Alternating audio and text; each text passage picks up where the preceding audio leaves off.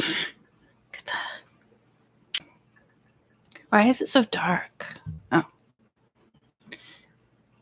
Hello. I think I'm going to change my shirt. I just feel like a slobbo. Hello. I think I'm going to change my shirt. I just feel like a slobbo. What is going on? Hello. Oh my gosh. Echoes. What is going on? Oh my gosh. Do you hear echoes? I mean, echoes? I know why it's happening. I have my YouTube channel open. I have this video open in another tab. The tab here that I have right now that I'm looking at, because I closed the other one, is in YouTube Studio. So it's like I'm in the live section of my YouTube Studio where it has all the features and things. But I had my just plain old channel open on the other side. And I guess that's why it did an echo.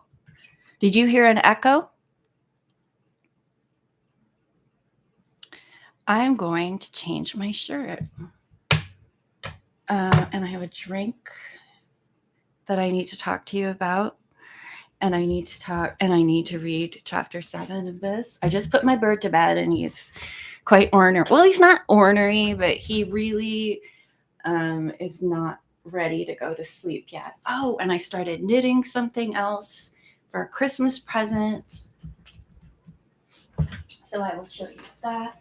I'm going to show you my knitting. You know what? I think I'll just put my pink shirt over this. I'm just going to put my pink shirt on to cover my slovenliness. Oh, I find it so hot today. Ugh. I can't wait until it's really actually freezing. I don't like heat, in case you didn't know. Now, okay. Can everyone hear me okay? There's no lag or anything? Did you hear a echo? So I'm knitting some like little mittens without fingerless mittens for a Christmas gift. I start at the bottom. I'm making them, the person that I'm making, hi Dixie, yay, you're here. The person that I'm making them for has larger hands and wrists than I do. So I'm trying to make it bigger than I normally would. Of course, the bottom is ribbed, so it stretches. And then I did 2 increase rows. How many? Okay, I started with 40 stitches. Yeah, for the ribbing. And then I did 2 increase rows. Oh, do you mind if I count this? I already did, but I want to do it again. I'm going to count my stitches. It's not quite 8:30 yet. 2, 4, 6, 8, 10, 12, 14, 16, 18, 20, 22, 24, 26, 28, 30. Okay, there's 30 stitches. If I'm doing magic loop, so I tried to count it. I tried to divide it evenly.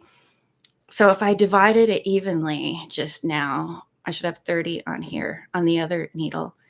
2, 4, 6, 8, 10, 12, 14, 16, 18, 20, 22, 24, 26, 28, 30. Okay, I've got 60 stitches.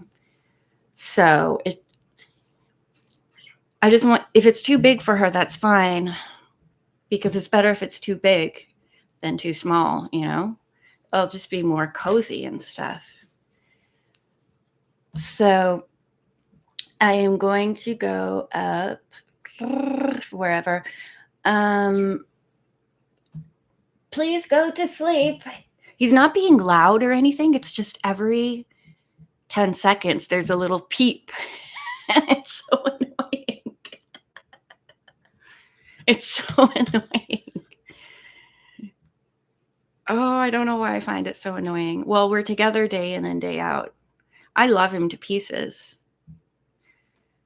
But it's like, let's say you have, like my throat, my tickle seems to be gone, but I will compare it to that. When I had a tickle in my throat, it didn't hurt. It wasn't painful or anything. It was just annoying. That's what his little peeps are.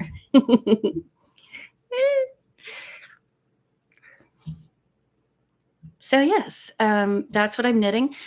And I'm going to put, her favorite color is blue and she likes birds. So she has budgies and cockatiels. So I am going to either do some kind of bluebird with duplicate stitch, or I might felt it on. Somehow there's going to be bird related stuff on this. And I thought maybe I could make a little tiny felted bird or something and make it as a little charm that would hang off of it. I don't know. But this is just the base of it, and then I will make it cute later. I don't like ordering from Temu.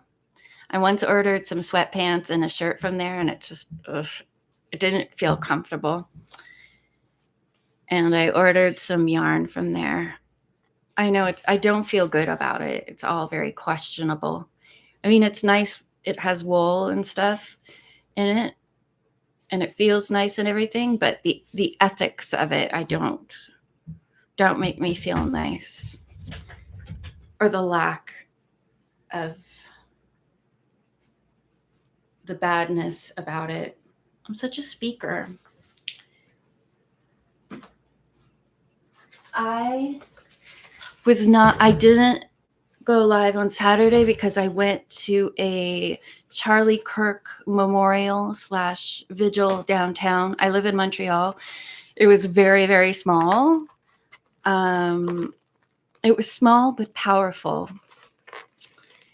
And I wonder, somebody or people were videoing it with their phones and stuff. And I did a lot of filming, but I actually got up on the little stage, had the microphone, and said something. I haven't seen it, but I'm sure somebody filmed it and I can find it. I'm just scared to watch it because I don't like watching myself and listening to myself. But here is this one's in French, one of the posters. It says, when debate ceases, violence begins.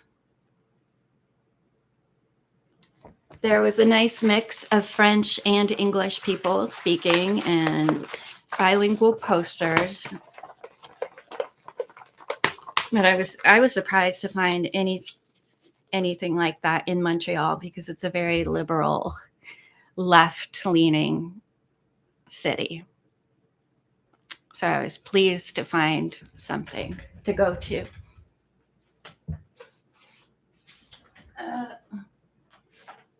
Okay, so I took the Thrift Books sticker off the spine of my book today. And I noticed that this Heaven book is published by Tyndale Press. And then that sounds familiar. Oh, that's who published my Bible. So that's a coincidence. Where does it say? Hello. I know it says Tyndale. Oh, yeah. But it says it's somewhere bigger. Oh, yeah. On the side. Tyndale. So that's interesting. I got invited to 2 churches at the vigil. I'll call it a vigil. 2 churches. I couldn't sleep well Saturday night, and I woke up at 11 a.m. on Sunday morning, and the service started at 10:30. So I missed church, but I am going this Sunday. I'm going to bring my Bible with me. It's right across the street from the public square where the vigil was. So that's convenient because I know how to get there. Yeah. Anything else? Oh, I got I try not to drink a lot of soda, but I was at a store, at a corner store, a dépanneur, we call them in Quebec, earlier. And I don't know, I couldn't find any juice that I wanted or anything like that. So I saw a Dr. Pepper I'd never tried. I really love cherry Coke and anything with cherry or strawberry. So I found Dr. Pepper strawberries and cream. And I'm going to open it and do a taste test. It was insanely expensive for a small can of soda, probably because you can't just find it at the big supermarket. It's like, maybe it's limited edition. I don't know. But remember those candies? They were by Campino. They were strawberries and cream, and they were like a white and red peppermint stripy design on them. Those were so good. So maybe it tastes like that. I don't know, but I'm going to try it.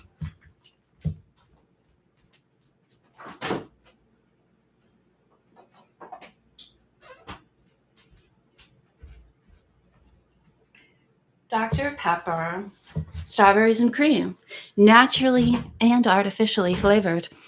They had the zero one. Oh, I don't like drinking things with fake sugar in them. They say zero sugar and they put all those fake gross chemicals in it. I mean, this has chemicals in it, but I find the diet and zero things have even worse ingredients. Ooh, what is this? Okay, listen to these ingredients.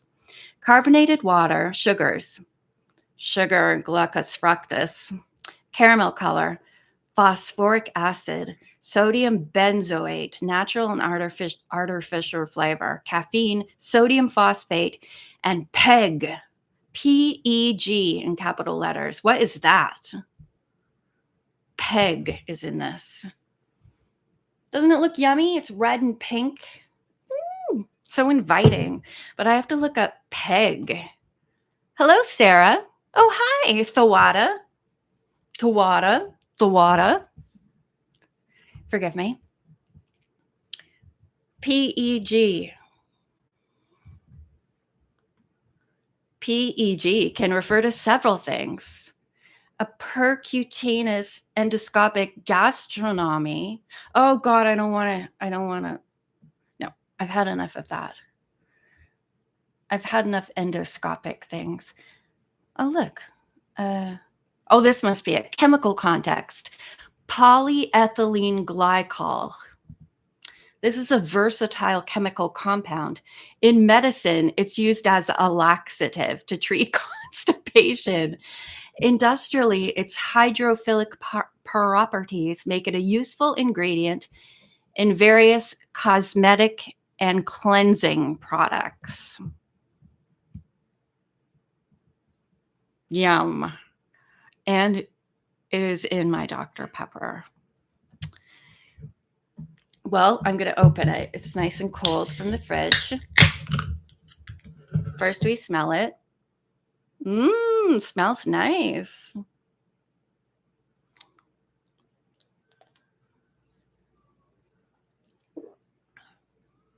Ooh, there is like a creaminess to it. Because I find Dr. Pepper tastes like cherry Coke. I don't know if it has cherry flavor in it, but I always thought it tasted like cherries.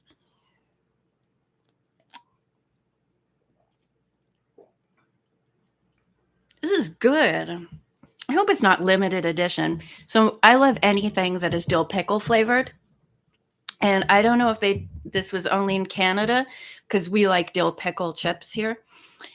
Some years back, maybe 10 years or so, there was, well, I'm sure they still make them, but not as much as they used to because I never find them.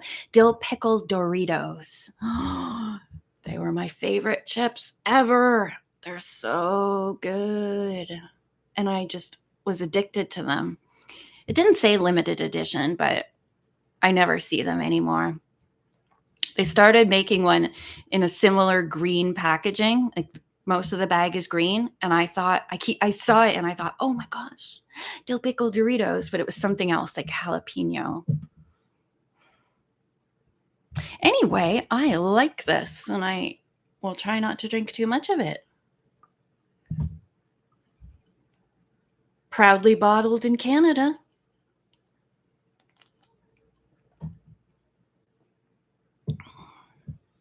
I've never had La Croix.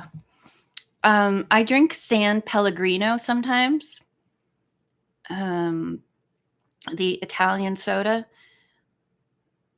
It's the pomegranate one that I like, and also the blood orange. I haven't had it for a while. But yeah, that's much better than drinking soda pop. I never buy like 2-liter soda pops or 6-packs or anything like that. Every now and then I'll just grab I don't know, one of those bottles that's like yay high. When I was back in my day, soda came in glass bottles. That was the norm. And it tasted so much better. Now you have to pay more for glass bottles because it's like a novelty. Oh, I've tried bubbly, 2 different ones. The first one I got, I didn't like, and I think it was because of the flavor. And then I tried strawberry bubbly, and I liked that. It was good.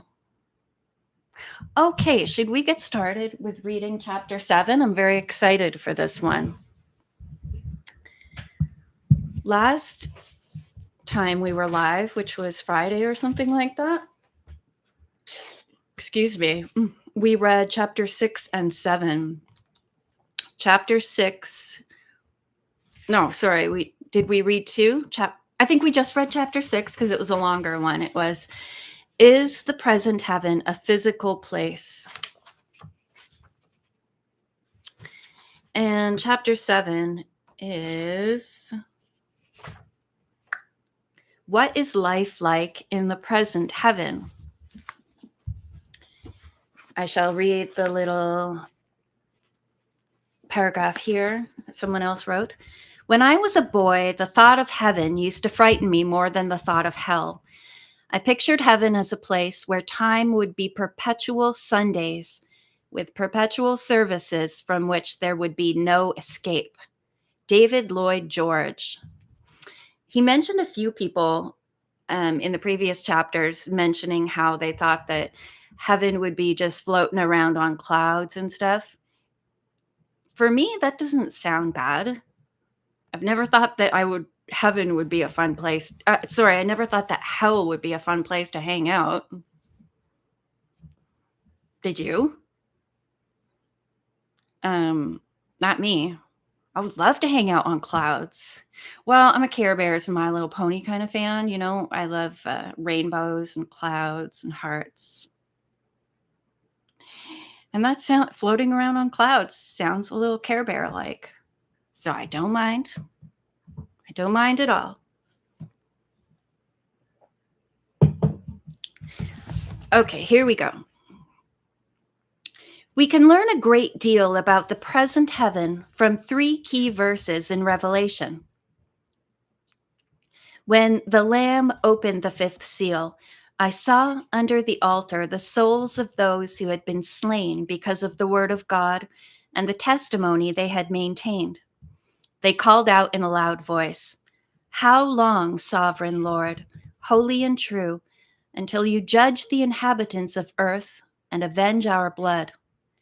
Then each of them was given a white robe, and they were told to wait a little longer until the number of their fellow servants and brothers who were to be killed as they had been was completed. I offer here 21 brief observations concerning this passage. 1. When these people died on earth, they relocated to heaven. 2. These people in heaven were the same ones killed for Christ while on earth. This demonstrates direct continuity between our identity on earth and our identity in heaven. The martyrs' personal history extends directly back to their lives on earth. Those in the present heaven are not different people. They are the same people relocated. Righteous men made perfect. 3.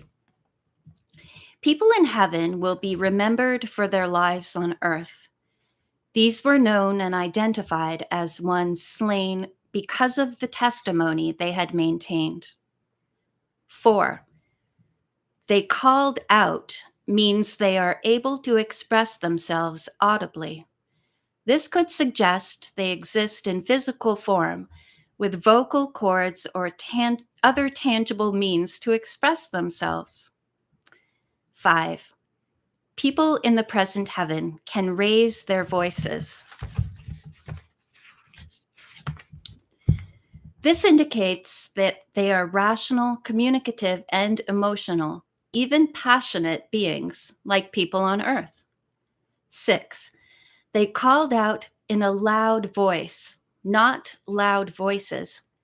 Individuals speaking with one voice indicate that heaven is a place of unity and shared perspective. That's a bit scary to me because I'm very much an individualist. What's the opposite of individualism? Collectivism. And that does not appeal to me and just makes my skin crawl. Collectivism. Not that I don't care about my fellow man, but I think it is much more.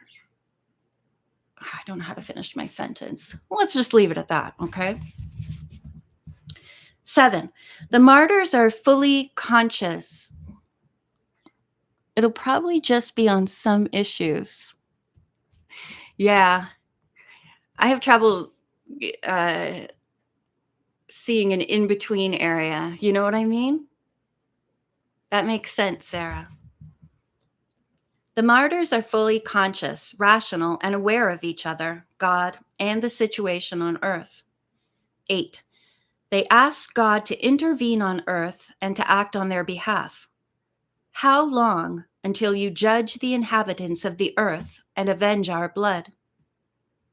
9, those in heaven are free to ask God questions, which mean they have an audience with God.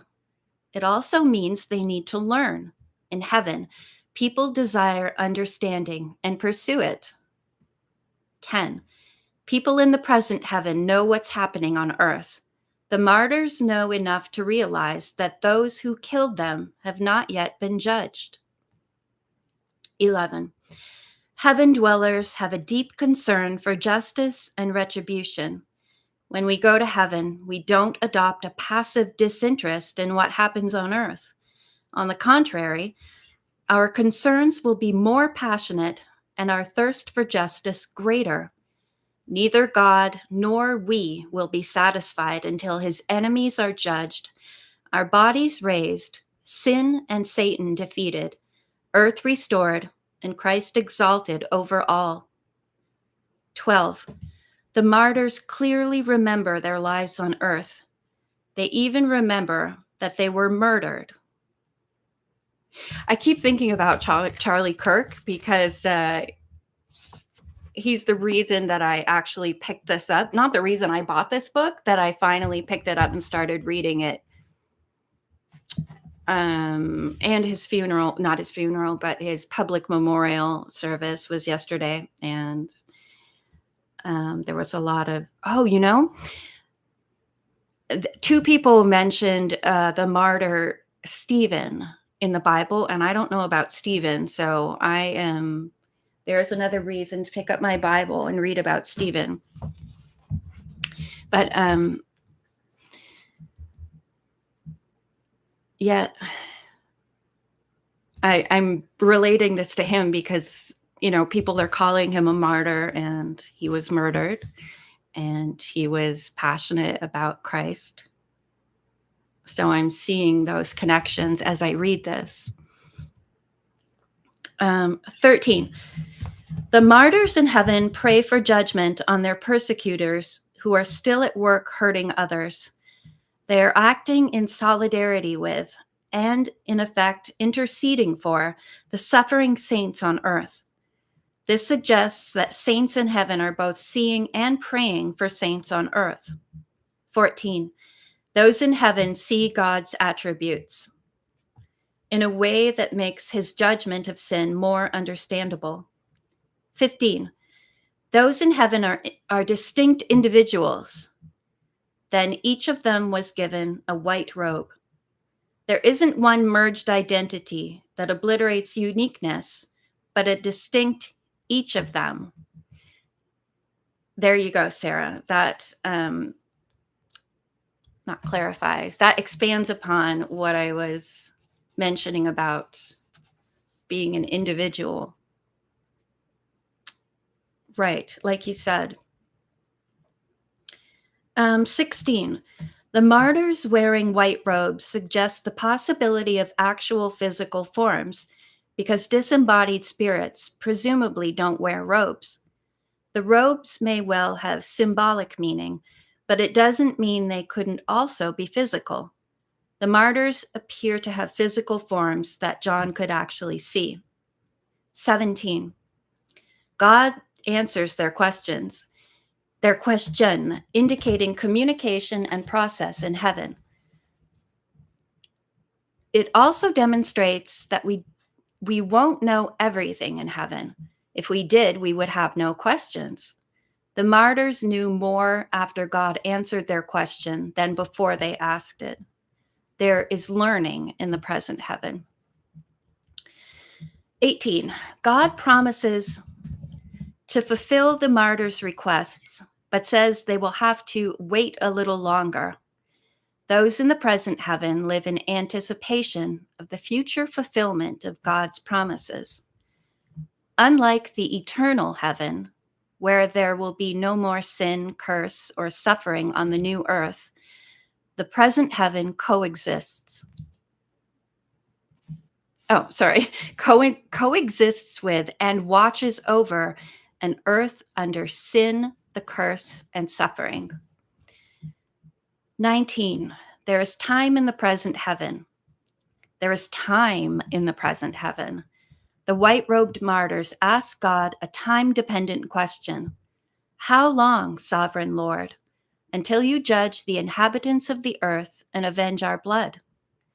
They are aware of time's passing and are eager for the coming day of the Lord's judgment. God answers that they must wait a little longer until certain events transpire on earth. Waiting requires the passage of time. 20. The people of God in heaven have a strong familial connection with those on earth, who are called their fellow servants and brothers. We share the same Father, from whom every family in heaven and on earth is named. There is not a wall of separation with the bride of Christ. We are one family with those who've gone to heaven ahead of us. After we go to heaven, we'll still be one family with those yet on earth. These verses demonstrate a vital connection between the events and people in heaven and the events and people on earth. 21. Our sovereign God knows down to the last detail all that is happening and will happen on earth, including every drop of blood shed and every bit of suffering undergone by his children. There are thousands, perhaps tens of thousands of people who die for Christ each year. God knows the name and story of each one. He knows exactly how many martyrs there will be, and he is prepared to return and set up his kingdom when the final martyr dies. I've made these observations on the present heaven based on only 3 verses, unless there is some reason to believe that the realities of this passage apply only to one group of martyrs and to no one else in heaven, and I see no such indication, then we should assume that what is true of them is also true of our loved ones already there and will be true of us when we die. The next 2 pages have a bunch of notes from the previous reader. I have to take a little soda break. So that was very interesting. What was that verse? That verse was, hello. Oh, and 3 key verses in Revelation. Revelation 6, 9 to 11. If that's how you say that. I'm not sure how to say that. There's the chapter, and then each sentence has a number, right? I like that my Bible has little stars next to things that I might not understand, and then says at the bottom of the page a more modern language in case I didn't understand. Yep, it's good. If you like strawberries and Dr. Pepper, I would recommend this. This is a regular one, not the sugar-free. It's got peg in it.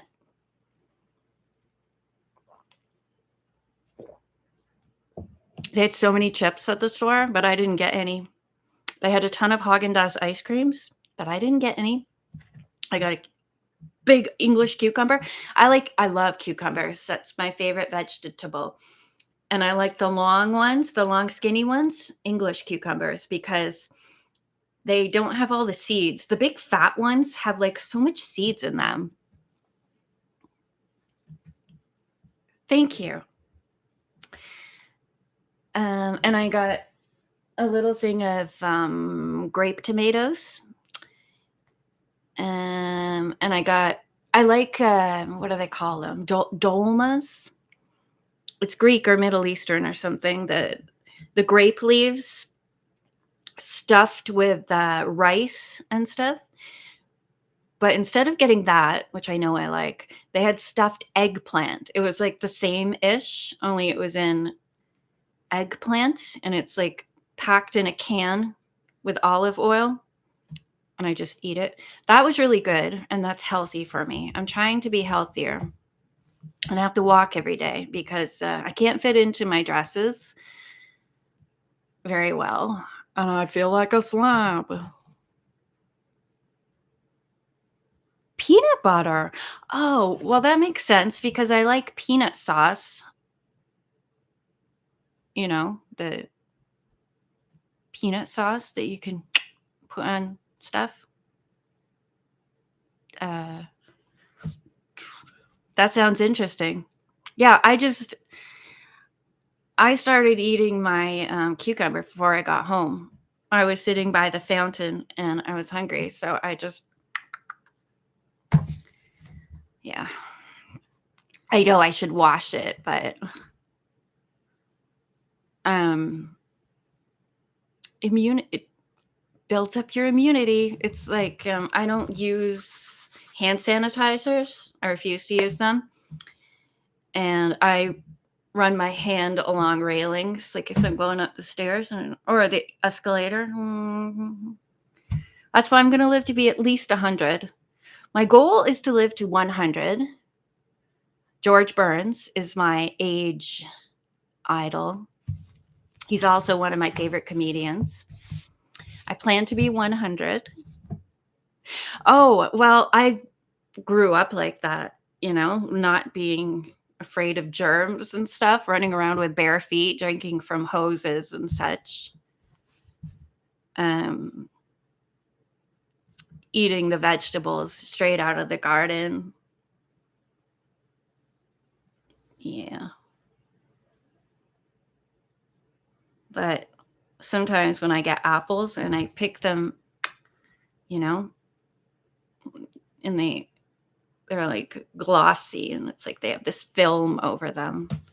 I try to make sure I wash my apples.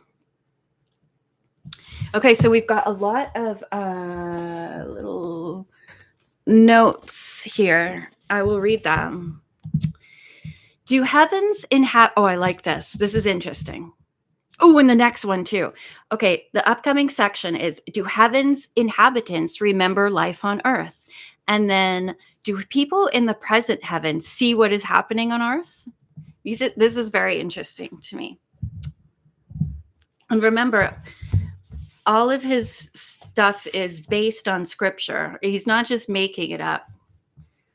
Oh, you better believe it. I'm not reading out when he quotes from the Bible, I'm not reading out all the books and verses, but he will refer you to everyone that he mentions. for consistency's sake and just sounding better, people germs. Oh yeah.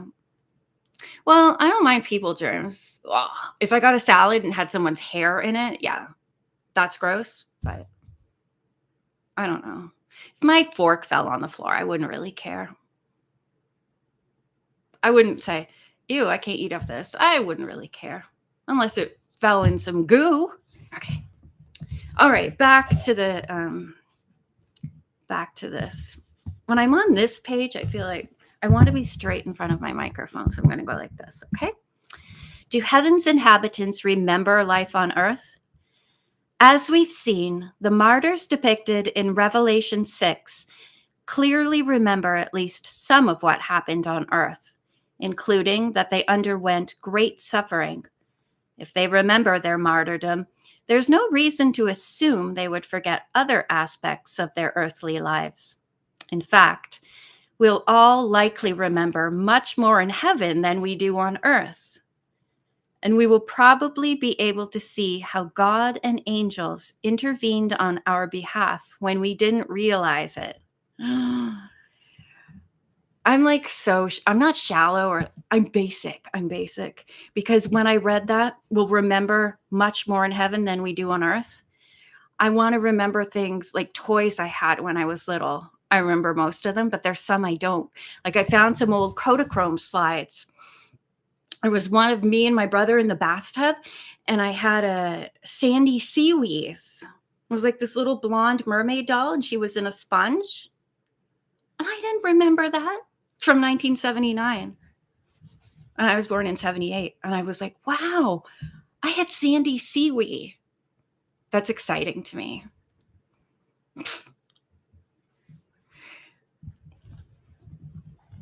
In heaven, those who endured bad things on earth are comforted for them. This comfort, and it tells you, Luke 16:25. See? So if you got this yourself, you would be able to look up everything he mentions from the Bible. Everything. This comfort implies memory of what happened. If there was no memory of the bad things, what would be the need for or nature of such comfort? After we die, we will give an account of our lives on earth, down to specific actions and words. Well, I guess we're going to remember things then. Whew. I don't know if I can handle that much information in my brain. Maybe we have bigger brains in heaven. I wonder how long this is going to take, this account. Does it take longer if you die when you're 100? I would think so. Given our improved minds and clear thinking, our memory should be more, not less, acute concerning our life on earth.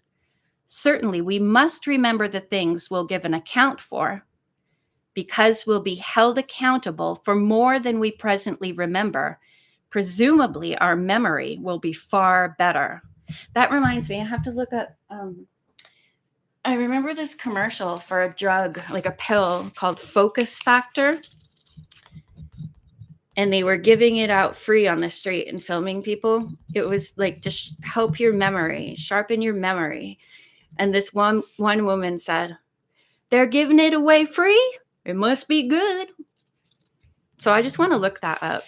It was one of those things that was not FDA approved, but the commercial was on the TV all the time. Focus Factor. Sorry. I get distracted by things. The doctrine of eternal rewards hinges on specific acts of faithfulness done on earth that survive the believer's judgment and are brought into heaven with us. In heaven, the bride's wedding dress stands for the righteous acts of the saints done on earth. Our righteous deeds on earth will not be forgotten, but will follow us to heaven. The positions of authority and the treasures we're granted in heaven will perpetually remind us of our life on earth, because what we do on earth will earn us those rewards. God keeps a record in heaven of what people do on earth, both unbelievers and believers. We know that record will outlast our life on earth. For believers, at least until the judgment seat of Christ. For unbelievers, right up until the great white throne judgment, just preceding the coming of the new heavens and new earth. For those now in heaven, these records of life on earth still exist. Sorry, I got an itch. In chapter 32, we'll take a look at the scroll of remembrance mentioned in Malachi 3:16, which even now is being written in heaven concerning those living on earth. Memory is a basic element of personality. If we are truly ourselves in heaven, there must be continuity of memory from earth to heaven. We will not be different people, but the same people marvelously relocated and transformed. Heaven cleanses us, but does not revise or extinguish our origins or history. Undoubtedly, we will remember God's works of grace in our lives that comforted, assured, sustained, and empowered us to live for Him. The person over on this side, they underlined some stuff and they wrote, our same personalities, or we will better understand why we did such things! Exclamation points. Do people in the present heaven see what is happening on earth? If the martyrs in heaven know that God hasn't yet brought judgment on their persecutors, it seems evident that the inhabitants of the present heaven can see what's happening on earth, at least to some extent. When Babylon is brought down, an angel points to events happening on earth and says, "Rejoice over her, O heaven. Rejoice, saints and apostles and prophets. God has judged her for the way she treated you." That the angel specifically addresses people living in heaven indicates they're aware of what's happening on earth. Soda pop. Excuse me. Further, there is the roar of a great multitude in heaven shouting, "Hallelujah," and praising God for specific events of judgment that have just taken place on earth. Again, the saints in heaven are clearly observing what is happening on earth.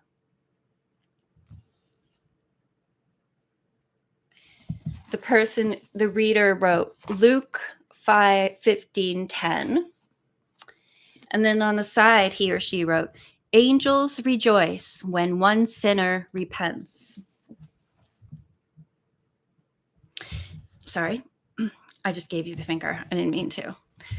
Because heaven's saints return with Christ to set up his millennial kingdom, it seems unthinkable to imagine they would have remained ignorant of the culmination of human history taking place on earth.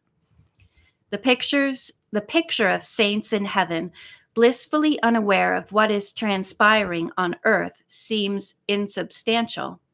After all, God and his angels, and the saints themselves, are about to return for the ultimate battle in the history of the universe, after which Christ will be crowned king. Those on earth may be ignorant of heaven, but those in heaven are not ignorant of earth. In the Old Testament account of King Saul wrongly appealing to the witch of Endor to call upon Samuel to come back from the afterlife, the medium was terrified when God actually sent Samuel.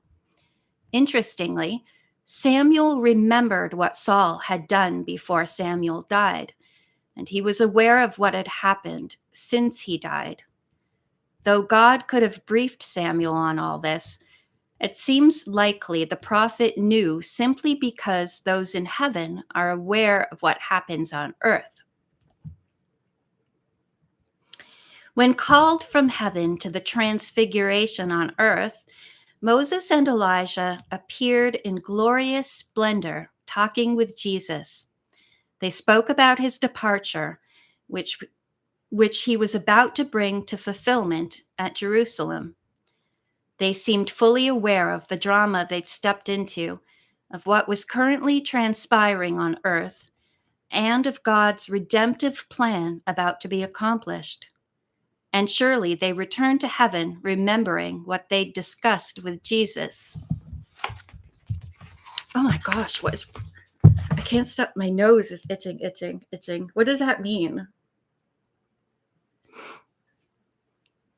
You know, like the old wives' tales and stuff. Like not every time a bell rings, an angel gets his wings. That's Frank Bailey, but or Clarence the angel.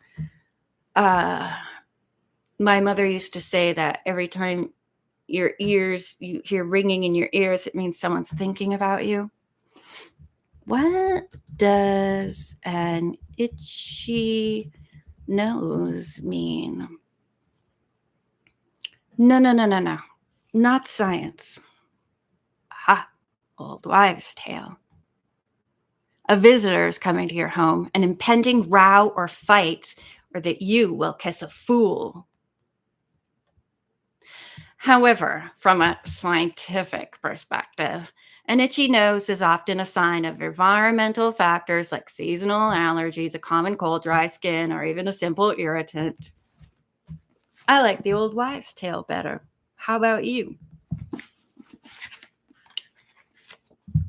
Hey, I lost my page. Oh no, we just finished that page.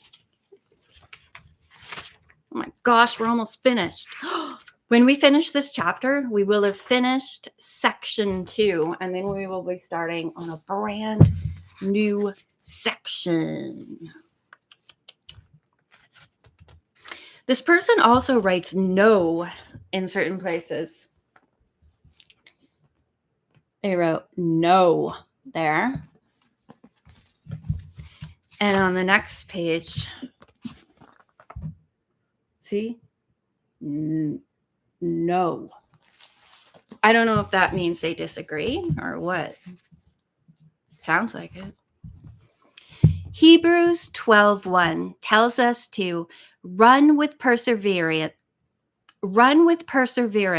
the race marked out for us, creating the mental picture of the Greek competitions, which were watched intently by throngs of engrossed fans sitting high up in the ancient stadiums. The great cloud of witnesses refers to the saints who've gone before us, whose accomplishments on the playing field of life are now part of our rich history. The imagery seems to suggest that those saints, the spiritual athletes of old, are now watching us and cheering us on from the great stadium of heaven that looks down on the field of earth. The witnesses are said to surround us, not merely to have preceded us.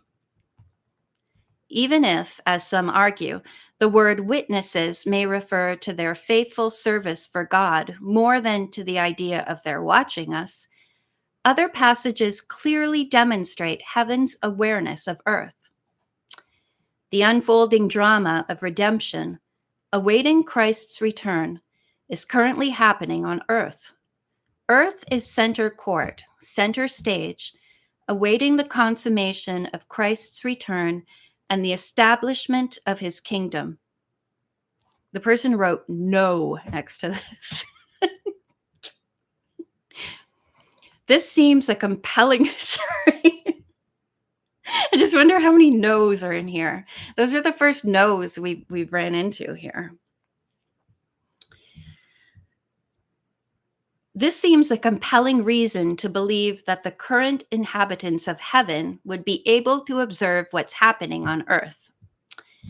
In heaven, Christ watches closely what transpires on earth, especially in the lives of God's people. If the sovereign God's attention is on earth, why wouldn't the attention of his heavenly subjects be focused here as well? When a great war is transpiring, are those in the home country uninformed and unaware of it? When a great drama is taking place, do those who know the writer, producer, and cast and have great interest in the outcome refrain from watching? Angels saw Christ on earth. There are clear indications that the angels know what is happening on earth. If angels, why not saints? It seems the people of God in heaven would have as much of a vested interest in the spiritual events happening on earth as angels do. Wouldn't we expect that the body and bride of Christ in heaven would be intensely interested in the rest of the body and bride of Christ still living on earth? Abraham and Lazarus saw the rich man in hell. If it is possible, at least in some cases, to see hell from heaven, why would people be unable to see earth from heaven? He said that in an earlier chapter. I'm telling you, he's fleshing out the book with repeats. Is that what that means? Fleshing out? Sometimes I say things like that. And I'm not sure if I used it in the right context. I have to go Google it. Is that fleshing out or not? Christ said, "There will be more rejoicing in heaven than one sinner who over one sinner who repents than over 99 righteous persons who do not need to repent." Similarly, there is rejoicing in the presence of the angels of God over one sinner who repents. Notice it does not speak of rejoicing by the angels, but in the presence of angels. Who is doing this rejoicing in heaven?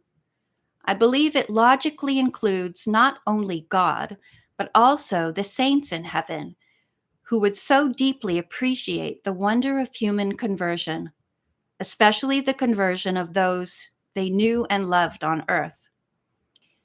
If they rejoice over conversions happening on earth, then obviously they must be aware of what is happening on earth, and not just generally, but specifically, down to the details of individuals coming to faith in Christ. 2 more sections. Do people in heaven pray for those on earth? Based on the scriptural evidence, I'm trying to read slowly so that I don't run out of breath and so that I don't stumble over words or say things like evidence. Sometimes it doesn't work. Ooh, I wish I had a liter of that. It's really good. Based on the scriptural evidence, I believe that departed saints currently in the present heaven do intercede in prayer, at least sometimes, for those of us still on earth. Thank you, Sarah. Christ, the God-man, is in heaven at the right hand of God, interceding for people on earth, which tells us there is at least one person who has died and gone to heaven and is now praying for those on earth. The martyrs in heaven also pray to God, asking him to take specific action on earth. They are praying for God's justice on the earth, which has intercessory implications for Christians now suffering here. The sense of connection and loyalty to the body of Christ and concern for the saints on earth would likely be enhanced, not diminished, by being in heaven. In any case, Revelation 6 makes it clear that some who have died and are now in heaven are praying concerning what's happening on earth. If prayer is simply talking to God, presumably we will pray more in heaven than we do now, not less. And given our righteous state in heaven, our prayers will be more effective than ever. Revelation 5:8 speaks of the prayers of the saints in a context that may include saints in heaven, not just on earth. We are never told to pray to the saints, but only to God. Yet the saints may well be praying for us. If people in heaven are allowed to see at least some of what transpires on earth, and clearly they are, as we've seen, then it would seem strange for them not to intercede in prayer.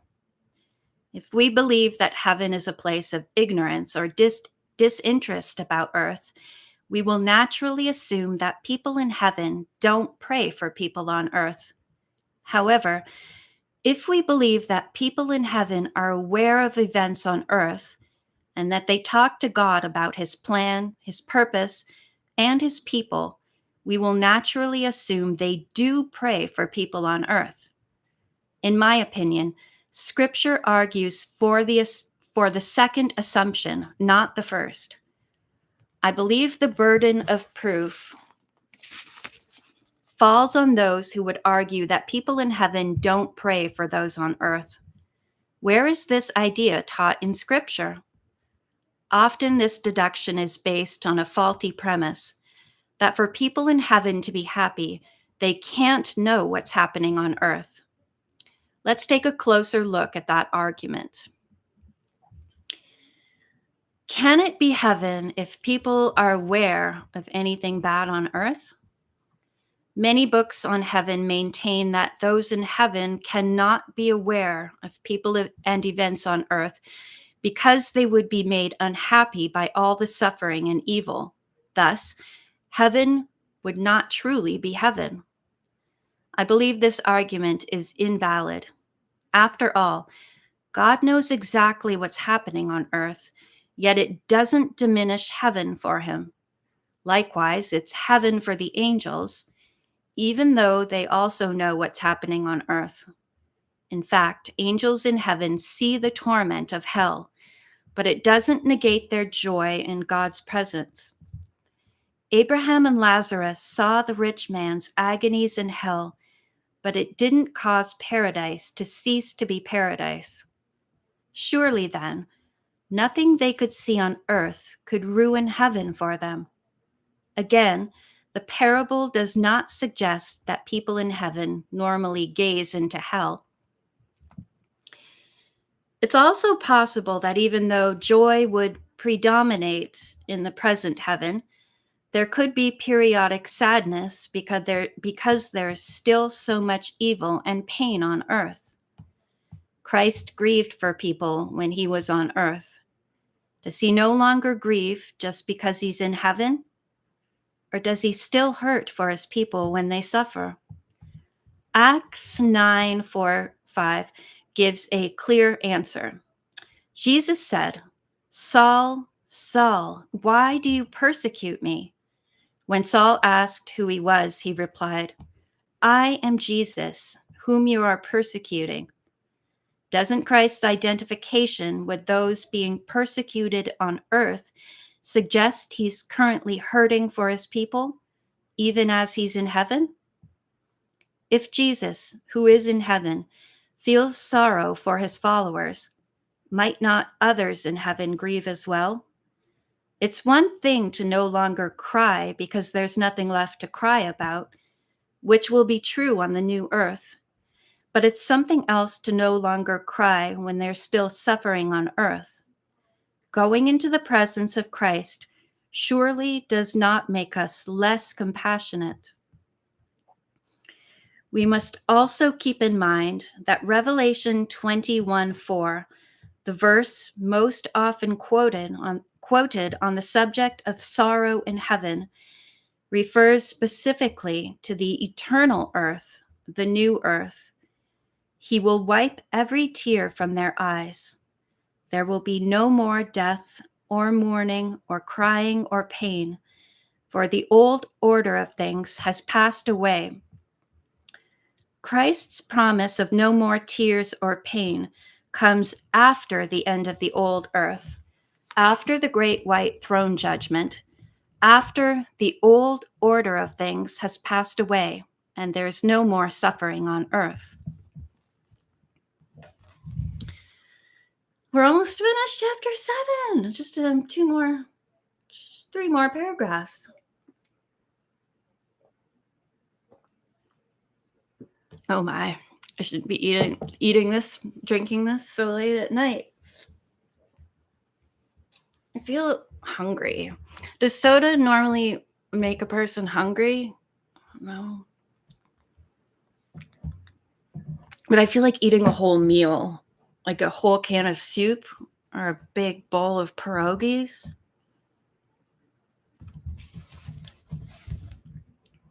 Maybe I'll just have toast. Back to the book. The present heaven and the eternal heaven are not the same. We can be assured that there will be no sorrow on the new earth, our eternal home. But though the present heaven is a far happier place than earth under the curse, Scripture doesn't state there can be no sorrow there. At the same time, people in heaven are not frail beings whose joy can only be preserved by shielding them from what's really going on in the universe. Happiness in heaven is not based on ignorance, but on perspective. Those who live in the presence of Christ find great joy in worshiping God and living as righteous beings in rich fellowship in a sinless environment. And because God is continuously at work on earth, the saints watching from heaven have a great deal to praise Him for, including God's drawing people on earth to Himself. But those in the present heaven are also looking forward to Christ's return, their bodily resurrection, the final judgment, and the fashioning of the new earth from the ruins of the old. Only then and there, in our eternal home, will all evil and suffering and sorrow be washed away by the hand of God. Only then and there will we experience the fullness of joy intended by God and purchased for us by Christ at an unfathomable cost. Meanwhile, we on this dying earth can relax and rejoice for our loved ones who are in the presence of Christ. As the Apostle Paul tells us, though we naturally grieve at losing loved ones, we are not to grieve like the rest of men who have no hope. Our parting is not the end of our relationship, only an interruption. We have not lost them because we know where they are.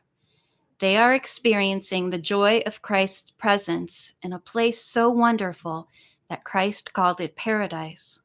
And one day, we're told, in a magnificent reunion, they and we will be with the Lord forever. Therefore, encourage each other with these words. That was beautiful. That was beautiful, and we finished section 2. Can you look at that?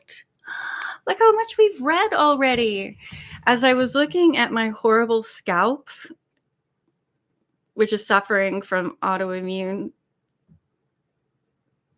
disorders and issues, I thought, I wonder how much longer my hair will be when we finish this book. I wonder if I go from the first video to the last, if I will have longer hair.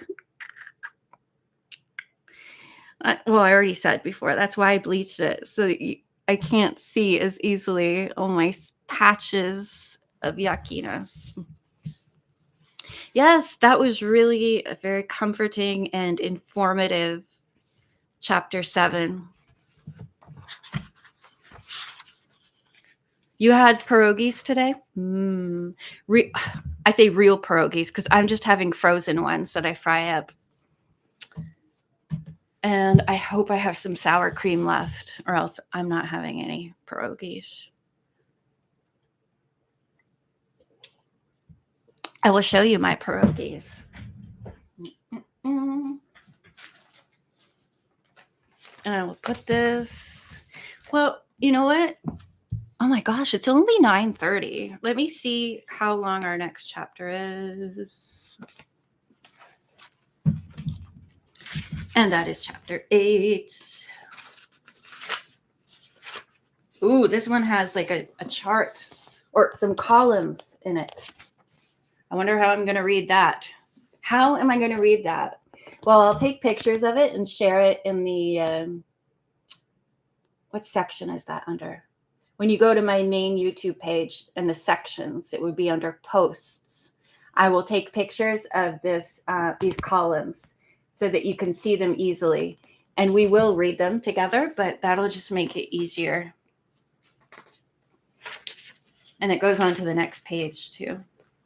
I will tell you, it is chapter 8 is, this world is not our home. Or is it? Sounds like science fiction.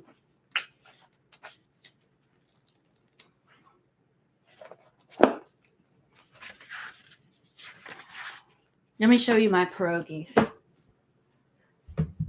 Yeah, I very much enjoyed that chapter. Sarah, have you been here before for the earlier chapters?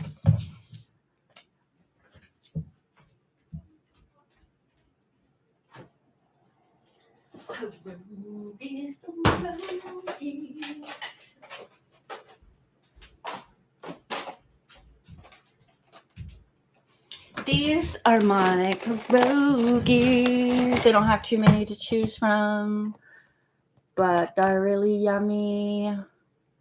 Potato and cheddar cheese. I should get some onion. I love onion. And have onion with them in the frying pan. Real potato. Real cheese. 0 trans fat, 0 cholesterol, low in fat. Oh, yeah. It's been 9 months since I did my last chapter of our live Nancy Drew book, Don't Look Now. And I forgot the book at my parents' house. Oh, I'm going this weekend. Remind me to bring back my Nancy Drew book, Don't Look Now, because I left it in the bathroom.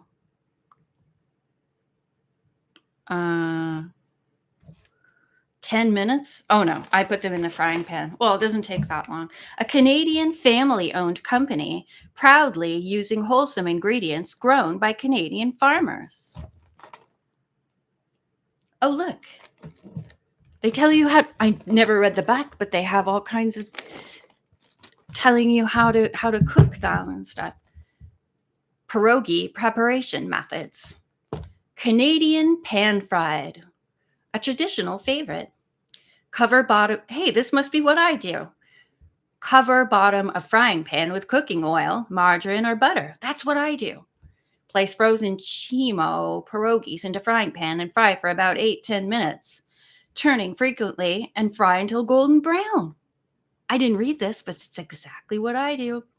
Remove and serve with your choice of favorite toppings like sour cream, onions, or bacon bits.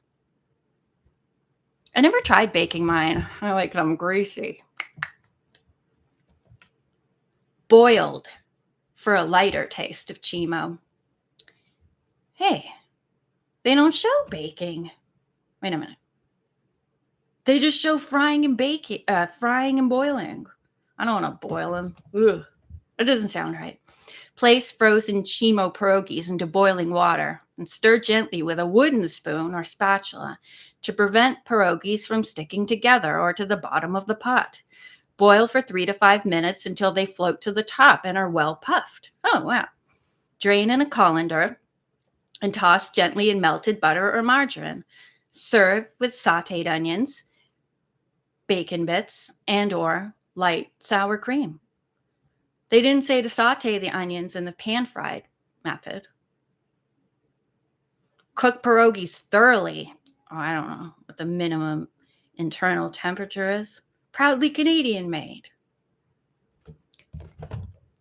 That sounds interesting. Sounds cool. I like frying them. I should bake them. It's probably healthier. Ingredients: enriched wheat flour, fresh potatoes, not just potatoes, fresh potatoes, water, cheddar cheese, canola oil, salt, annatto. What the heck is annatto? Contains wheat milk and milk. Why didn't they? It didn't say may contain milk. It says contains milk. But it doesn't say that in the ingredients. May contain soil. Heritage Frozen Foods Limited, Edmonton, Alberta. Okay. What is annatto? Sounds Italian. Anna Toto. Annatto. A natural orange. Oh, orange. Orange-red food coloring and condiment derived from the seeds of the achiote tree, native to tropical parts of the Americas. Oh, it's a natural coloring. Did I tell you that? Well, what's his name there? RFK. I saw a reel of him with a box of Cheerios, and he was reading the ingredients, and it had all these dyes in it, like red number something something. And he said, in Canada, the Fruit Loops have use natural things for the color. I never look. I don't even buy Fruit Loops, but I went in the store and I looked at the side of the Fruit Loops, and it's all there's none of those chemical dyes. I forgot what they were, but they're all natural things that they use different juices to make the colors. Fruit Loops Canada ingredients.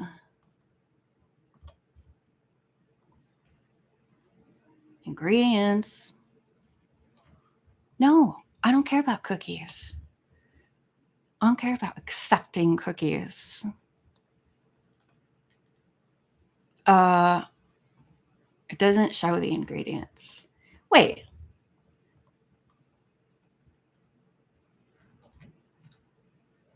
Nutrition.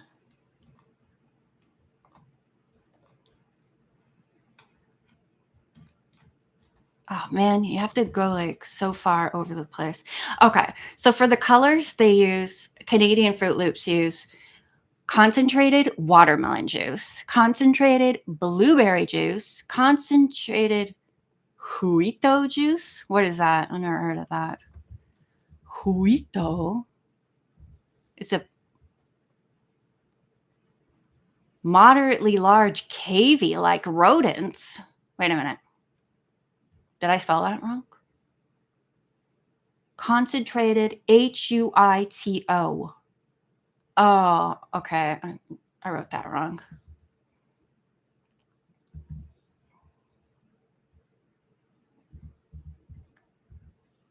Oh, okay. It's some kind of.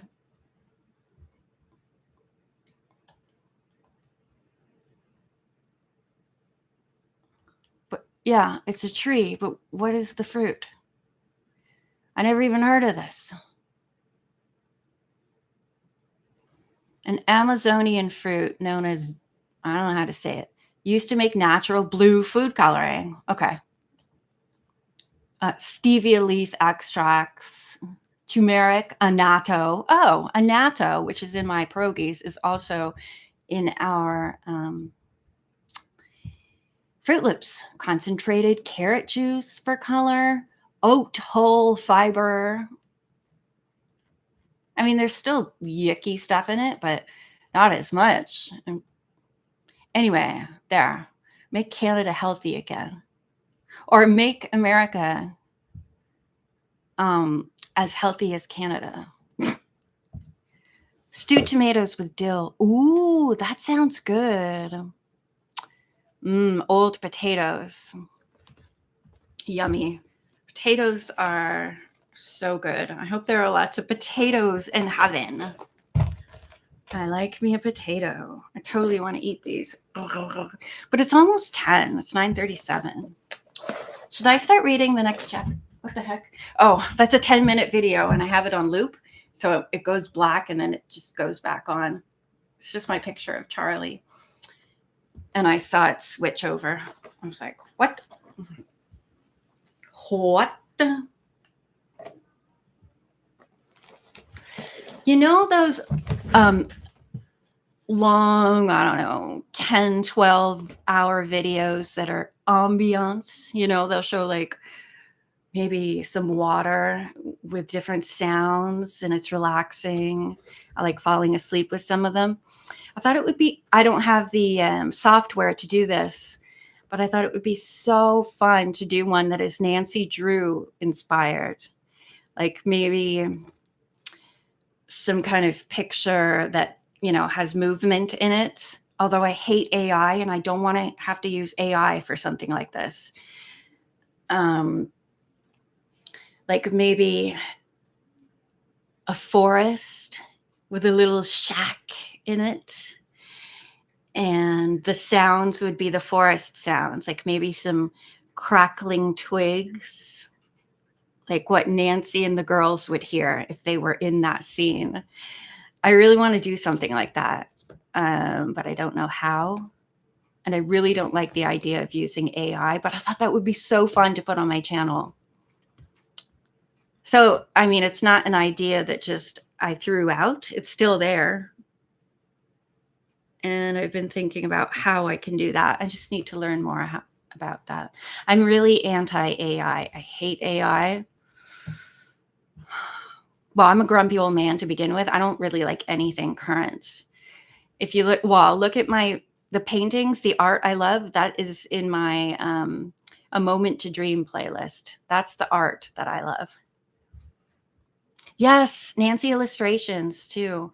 Because I was thinking of the end papers that are called the digger ones. On one,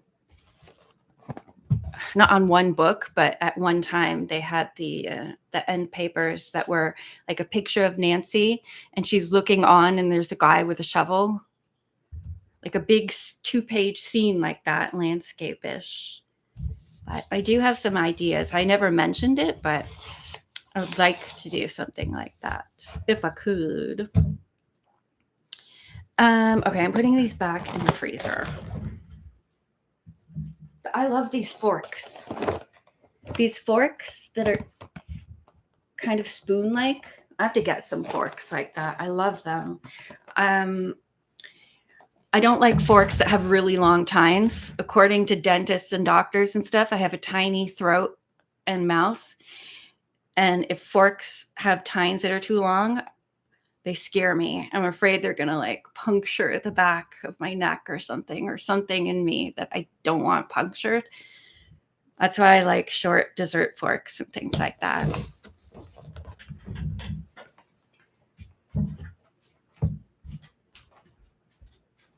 Right, Leggy Bird? Oh. Yeah. So, how should I do this? What do you think?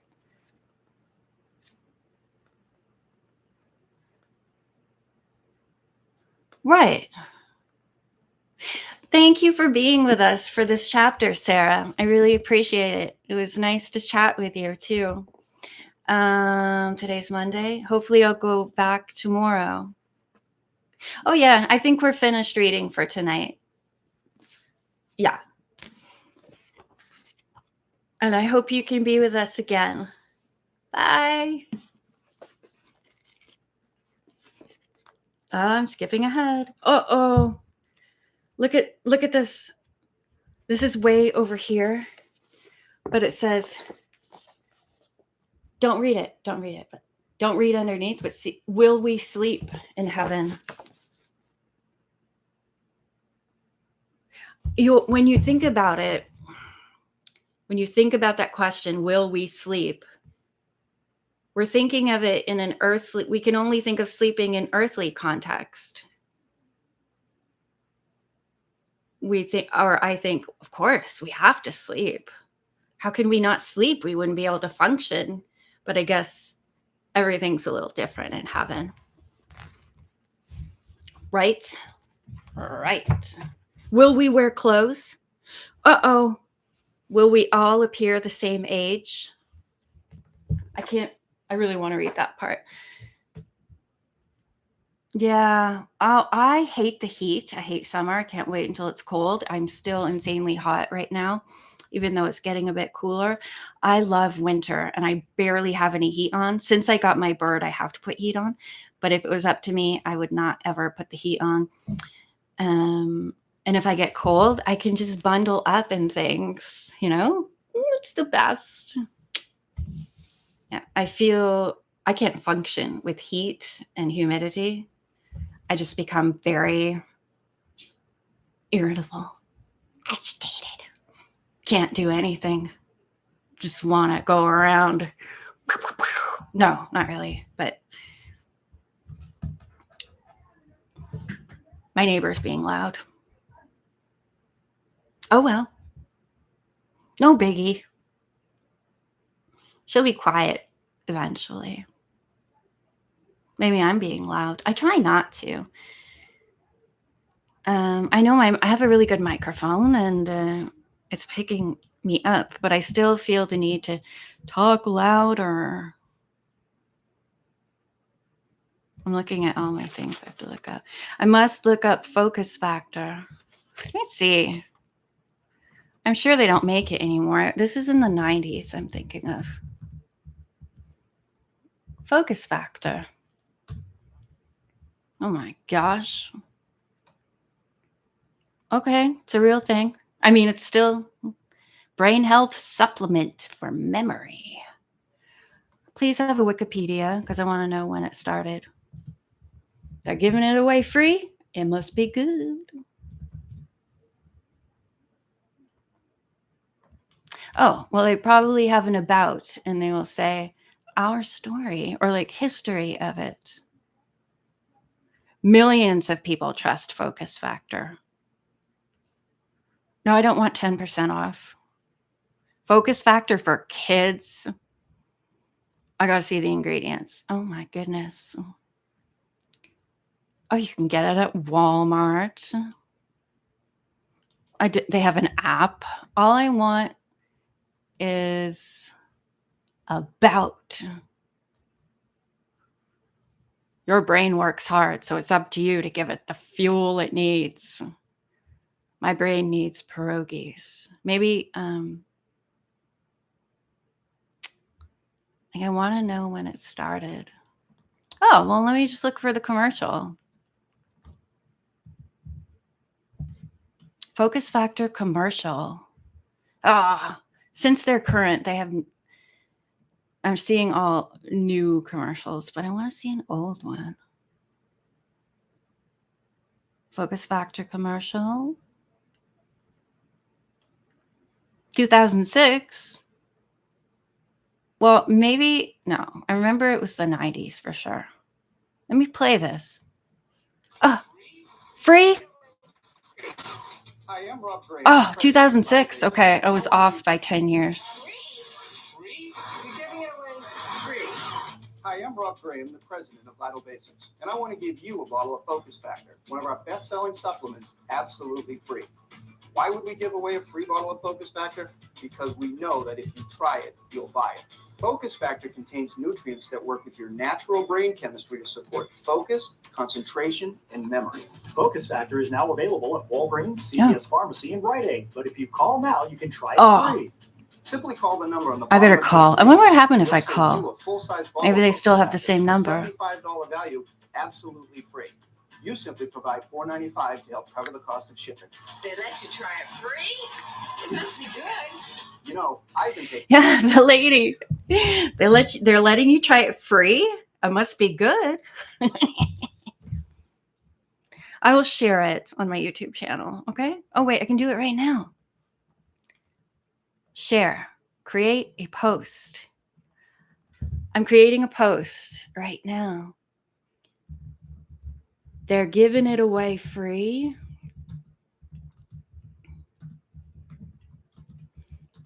It must be good.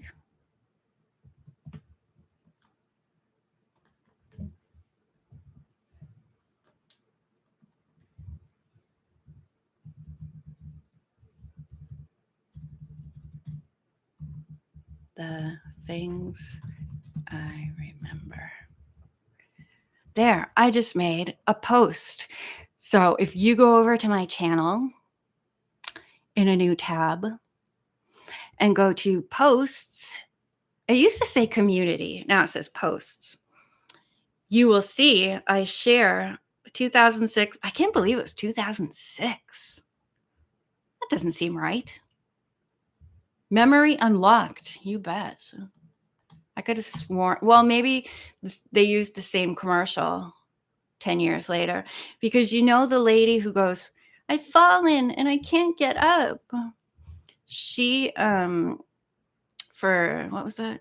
Life alert, medical alert, the thing, life alert. They used that forever. The lady who falls down and says, I've fallen and I can't get up. I'm having chest pains. So there, you can go watch the Focus Factor commercial. Maybe it is FDA approved. Remember that lady, Susan Powter? I look at myself with this hair and I think of her. I don't remember what her thing was, but her slogan was, stop the insanity. What did she do, though? I don't remember what she did. Australian-born American motivational speaker, nutritionist, personal trainer, and author who rose to fame in the 1990s with her catchphrase, stop the insanity, the centerpiece of her weight loss infomercial. Right, infomercial.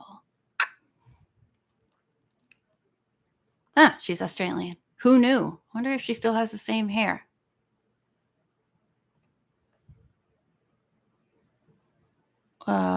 They're only showing old pictures. Oh, here we go. Before and after. And she has the same hair, a little bit more of it. It's not spiky anymore. I guess I'm done. I guess. I wish I had gotten something fun to eat at the store. I mean, I feel good when I eat the vegetables and stuff, but I like Pringles. I didn't buy any mochi. They have really yummy mochi. I tried they have different flavors. I tried the strawberry one last time, but I think there's 9. 1, 2, 3, 4, 5, 6. Yeah, there's 9 in a package. I just eat them all at the same time, you know, because it takes like 2 seconds to eat one mochi. They're so fun, squishy. I love food that you play with. I mean, how can you not squish a mochi? And they have frozen ones in the ice cream section, but I don't understand that. I just want the room temperature mochi. Well, actually, I put them in the fridge. So they're nice and cool. Squishy.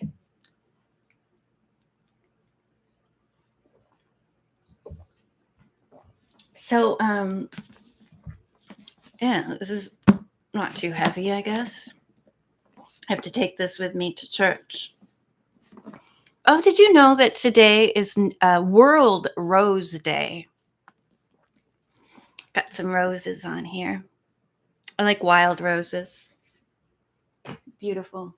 Beautiful. Oh, I put my phone on silent. Do you want to see my really cool, it's all glittery. Everything's glittery. I got one of those floaty, glittery cases. Whee! And my pop socket is squishy and pink. And it also has little glittery shimmeries in it. I took it off. Oh, I took it off so I could take a picture of it to show someone. And I cannot hold my phone without a case. It's so slippery. Oops. It just slips right through the hand. I don't understand how people can carry a phone and use it. Maybe they're not all this slippery, but mine's really slippery. I don't know, but it's pretty cool, huh? I want to get some other ones. One with flowers on it. Thank you, Dixie. Yeah, I really wanted to tell you that I started watching The Chosen. I found it on YouTube. They have a YouTube channel, and the guy who created it, Dallas, whatever his name is, he introduces the episodes. And I'm about to start the 3rd one, and he says a little bit about it.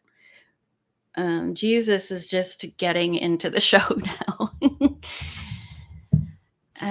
So I like it so far. And like you said, I'm just at the beginning, so I'm not too invested in it yet, but I'm sure it will become more engrossing. All right, I am not going to have pierogies. I'm not going to have pierogies. I'm not going to have pierogies, okay? I promise I'm not. Oh, I suppose we should finish this. Why would I call 188 Dr. Pepper? To tell them I like it? Maybe what do they call that? All those the YouTube people when they get they advertise and get paid for it. A sponsorship? Is that what it's called? Yeah, that's what I thought. I mean, he's just getting into it. He came for what's their dinner? Shabbat.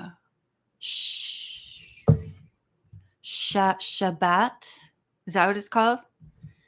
He just came to Mary Magdalene's dinner and is being introduced to people. I would drink this during all my lives and do little advertisements for it, like in the TV shows back in the old days, right? They wouldn't stop to go to a commercial. It would be within the show. One of my favorite TV shows is George Burns and Gracie Allen show. And they're always sponsored by Goodyear or Carnation. And Gracie will be in the kitchen and she'll take out some Carnation milk and then just go into a commercial for it. I think that's fun.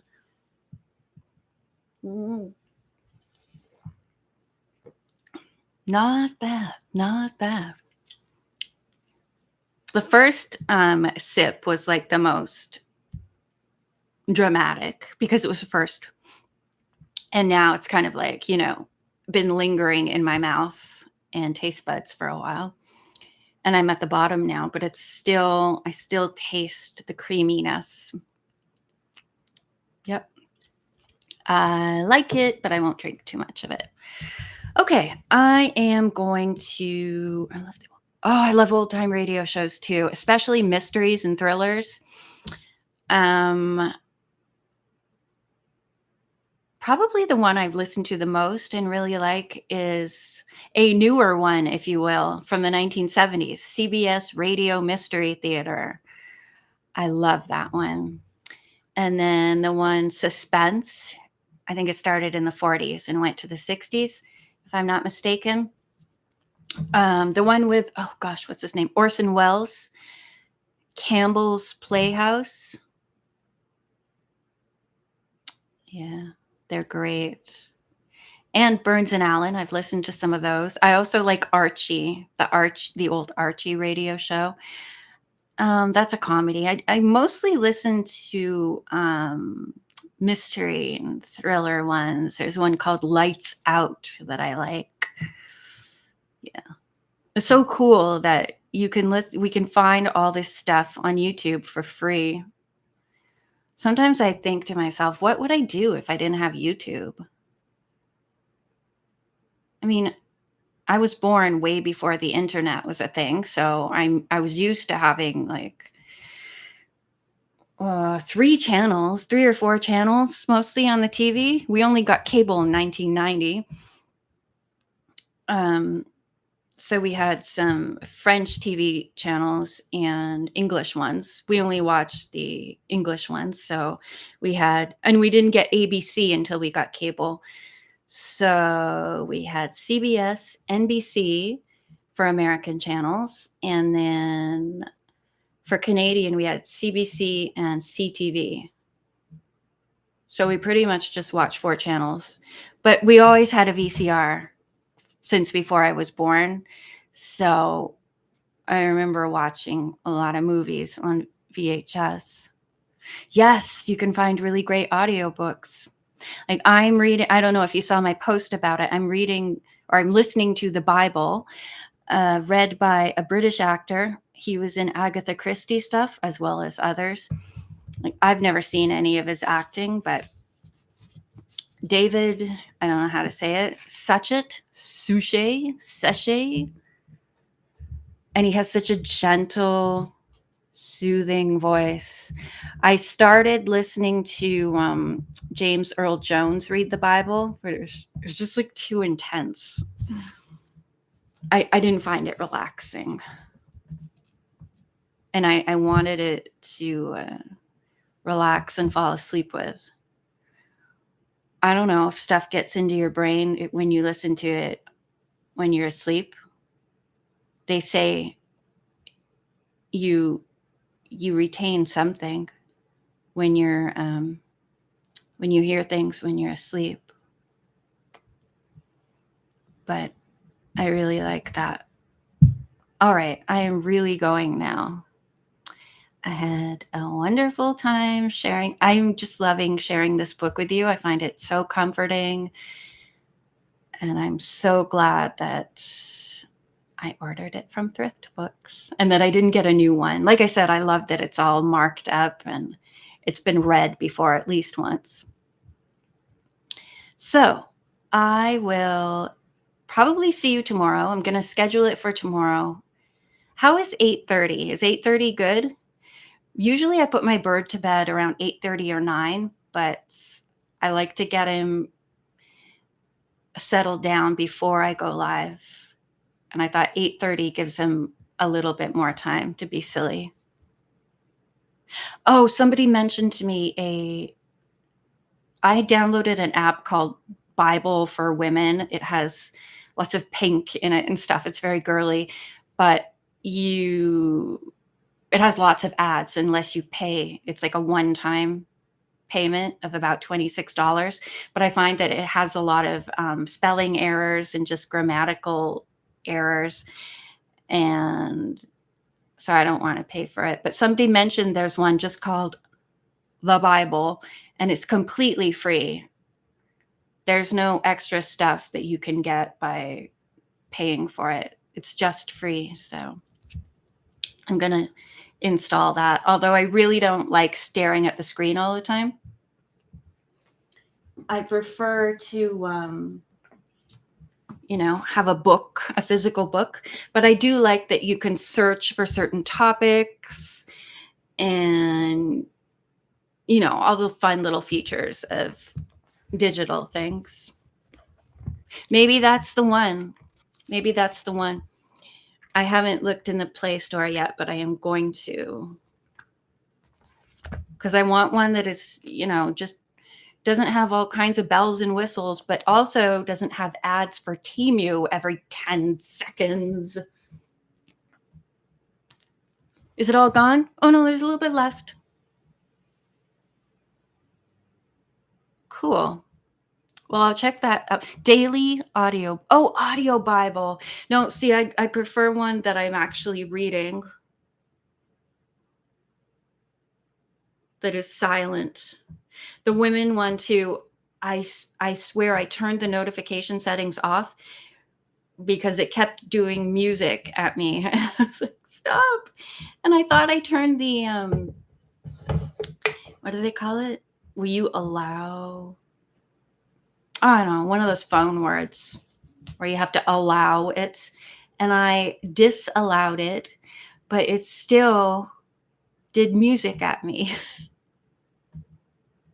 I will check it out. Oh, wait, no, sorry. You said audio Bible. No, I really, I don't want anything that makes noise.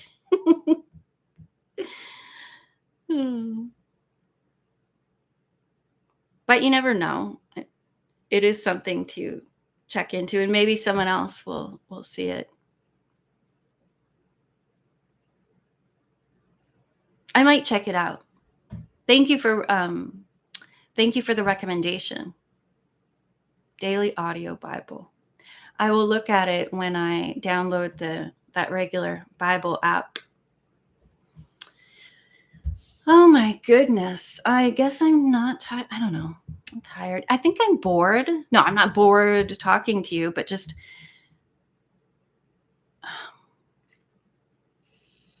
I don't feel like going to sleep, and I should go to sleep because it's going to be about 10:30 by the time I get changed and get my light off and fix my everything.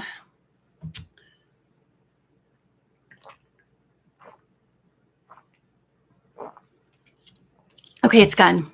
It's gone. It's gone. It's done. I was going to say it's done or it's gone. And I said, it's gone. I know I do want food. I'm glad I don't have all kinds of fun food, actually. Well, I have to do an Instacart order. But I'm waiting till I'm just down to like soy sauce and soda crackers. Soda crackers. Wait, do I have any Triscuits? I have this yummy cherry jam. I love cherries.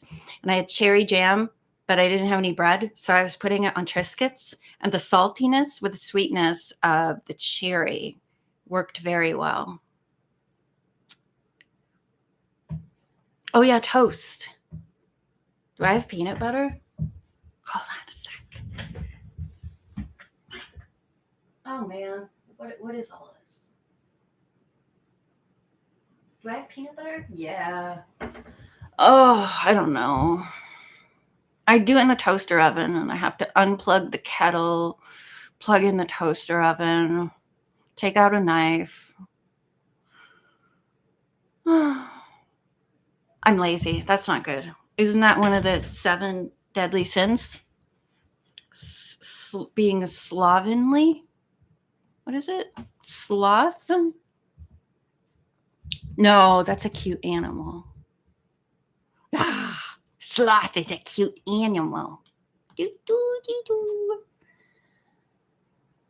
For other uses, see? Sin. Oh, is the animal named after the sin? Sloth is one of the 7 deadly. What is the punishment for sloths?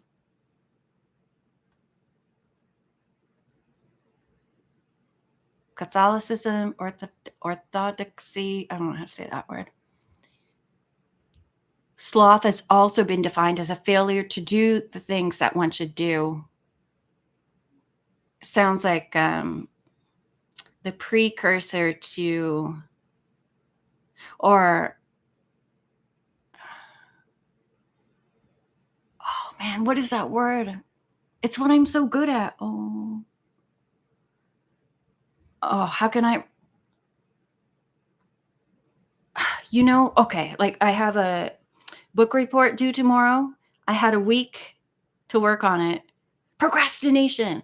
Procrastination is the precursor to sloth. I don't know why I couldn't think of that. But what is the punishment?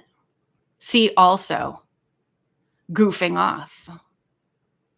Slacker. Noonday demon. What is that?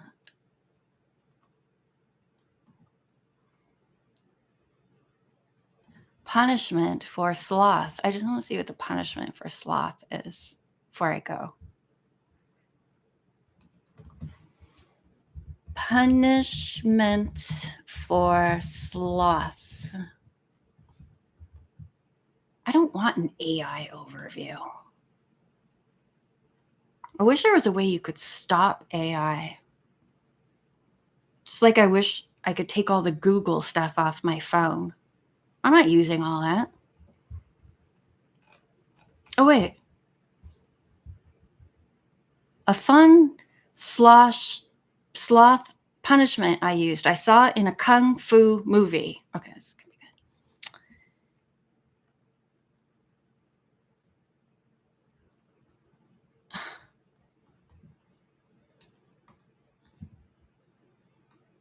Hello?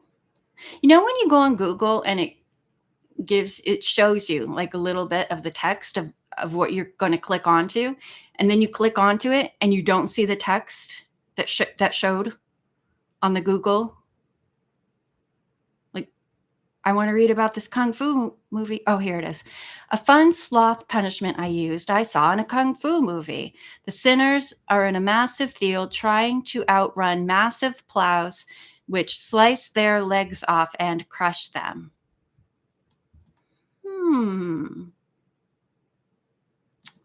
That makes me not want to be a sloth. Yeah. But I can strive not to sloth. Is sloth a verb too? Well, I would like to know if sloth, the animal, is named after sloth, a sin, but I really should log off now and press the button that says end stream. What happens if I turn all the lights off? I tried that last time. It just goes like that. Okay. Okay, I will log off. I will put this. We looked up focus factor, and we learned that it is still a thing. I accidentally looked at some sections that are coming up much later in the book, and it sounds really interesting. I'm going to put that book away. I'm going to put my Bible away. I'm going to put myself away. Thank you so much for joining me, everybody. I think it's just you and me now, Dixie. And hopefully I will be back tomorrow. Okay? Have a super duper night. And God bless you.